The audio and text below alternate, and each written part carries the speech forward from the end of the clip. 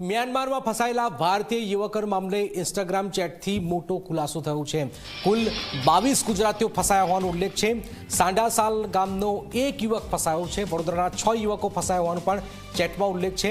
સુરત અને નવસારીના યુવકો પણ મ્યાનમારમાં ફસાયા છે।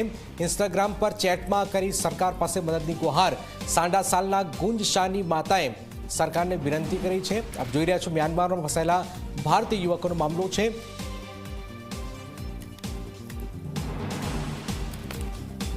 મારો દીકરો થાઈલેન્ડમાં ગયો છે, ત્યાં ફસાયો છે।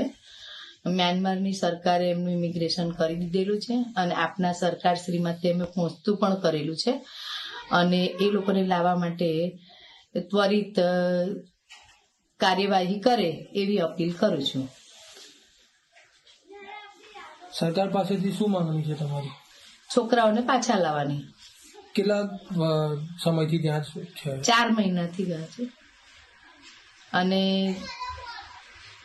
લગભગ 20 દિવસ ઉપરથી આપણા